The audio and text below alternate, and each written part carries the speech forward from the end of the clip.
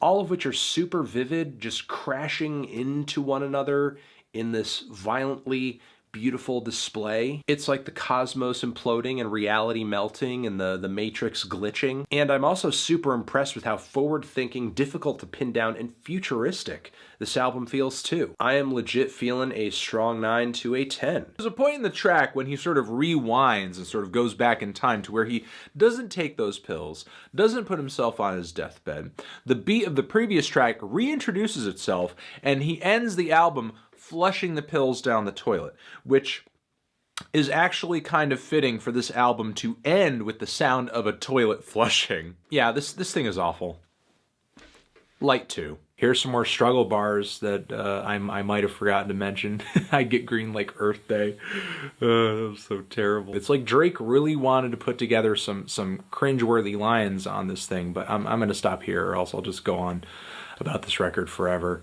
I'm feeling a decent strong 4 on this one. Something that I personally need every once in a while, and when I do want to listen to something that kind of goes down that road, I am very picky about it, and this tape could certainly be a go-to on those occasions. And even though it flows kind of like a compilation, which in a lot of respects it sort of is, there are more hits than misses here. I'm feeling a light to decent 7 on this thing. I did not love a single song from this album, not one single track. There were moments where I caught a breath of like, oh, that's maybe could be decent, but it just did not pan out. And considering how long this record is and how consistently unbearable a lot of it is, I just don't know what to say. I am genuinely feeling like a strong 0 on this record. It's like a strong 0 to a light 1. I'm not trying to say every artist should try to make this record. I mean, you know, you only get so many Kendrick Lamars, so be happy with the ones that you get. But it's albums like this that people use as benchmarks in musical history, and it just happens to be fantastically enjoyable as well. I'm feeling a come in 10. Death Grips, the money store, is that successfully reinvented image of the villain, or just villainy in general. I'm loving this record. Freaking loving this record. Freaking loving this record.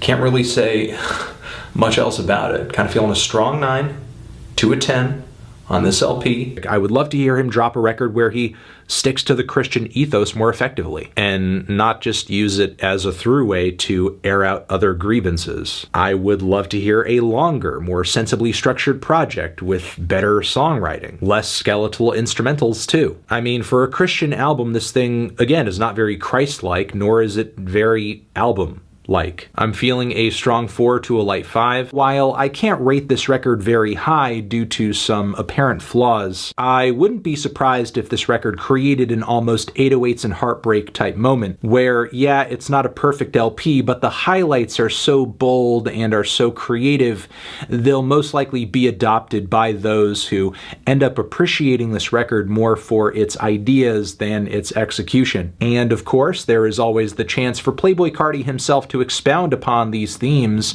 on a future record, which hopefully ends up coming out sooner rather than later. Feeling a decent 2 strong 5 are absolutely, positively awe-inspiring, and I'm genuinely happy we're seeing the potential of Sim's first couple of records come to fruition in a big and undeniable way on this LP. I'm feeling a strong 8 to a light 9 on this one. Overall, I think Igor is a fantastic album and is easily one of the best breakup albums of the decade, which is no small feat considering that we're literally right toward the end of this decade. I'm feeling a decent to a strong 9. All that being said, though, I do think this record is far superior to that of Birds, and it does seem like Travis is putting in the effort once again to not only make great tracks, bring great content forward, but also push the trap sound into the future, and continuing to keep open this throughway between hip-hop and psychedelic music in the mainstream. Can't say this thing blew me away, but I still think it's a very good record with a lot of great tracks on it.